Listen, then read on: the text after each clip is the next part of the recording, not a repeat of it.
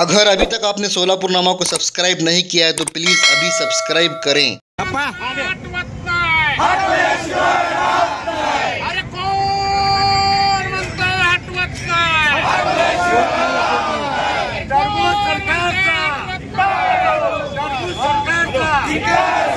मनोवादी सरकारचा, राष्ट्रवादी सरकारचा। महाराष्ट्राचा 2024चा विधानसभाचा इलेक्शन पार पडलेला आहे। त्या इलेक्शनने पारदर्शक करायला पाहिजे। हे पवित्र मतदानचा हक्क डॉक्टर बाबासाहेब आंबेडकरांनी आम्हाला दिलेला आहे। त्या पवित्रचा हक्क आम्हाला बजावता येत नाही, कारण हे हुकुमशाही सध्या चालू आहे, व्हीएमचं चालू आहे। व्हीएममध्ये आता आपल्याला प्रत्येक ठिकाणी दिसतं आहे, प्रत्येक गावामध्ये, प्रत्येक जिल्ह्यामध्ये, प्रत्येक शहरामध्ये दिसतं आहे की व्हीएममुळंच हे सगळे निवडून आले आहेत। हे यांच्या अगोदर इलेक्शनच्या अगोदर त्यांना सर्वे झाल्यानंतर त्यांचे 100 पण सीट येणार नव्हते। त्यांना कळल्यानंतर हे पूर्ण तयारी केली त्यांनी की व्हीएमवर कसा आम्ही करायचा।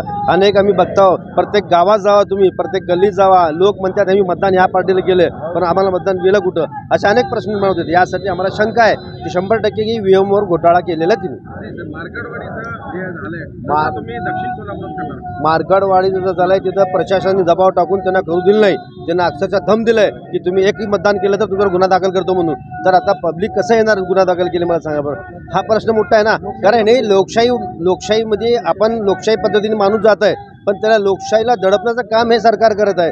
दिसतंय ना, जर मार्कडवाडीच्या लोकांनी एकत्र येऊन मतदानची प्रतिक्रिया राबवली की आमचं मतदान गेलं कुठं म्हणून, पण त्याला सुद्धा त्यांनी दडपशाही आणून त्या गावात राहणारे 1500 लोक आणि त्या 2000 पोलिसचा बंदोबस्त लावून त्यांना पूर्ण दबाव टाकून त्यांना भयभीत करून टाकले।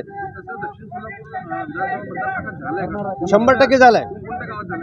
ग्रामीण भागात, शहरी भाग सोडून ग्रामीण भागात त्यांनी पूर्ण तयारी केली की ग्रामीण भागात लोक त्या उमेदवाराला नावं ठेवत होते, त्याला येऊ देत म्हणत होते। तिथं कुठला प्रचार झाला नाही, पण त्या ठिकाणी सुद्धा लीड त्यांना मिळत गेलेली आहे। प्रत्येक गावामध्ये मी आता ज्या ठिकाणी येळेगाव म्हणून आहे, एक कुटुंब आहे, 70 लोकांचं कुटुंब आहे। त्यांनी म्हणले बाबा मंदिरमध्ये बसून त्यांनी मानले की आम्ही तुम्हाला मतदान करतो, पण ते मतदान गेलं कुठं बघते हा प्रश्न ना। यासाठी आम्हाला जो संशय होता की ईव्हीएमवर फार मोठा घोटाळा झालेला आहे, ईव्हीएममुळे सरकार आलेलं आहे, यात का वाद नाही।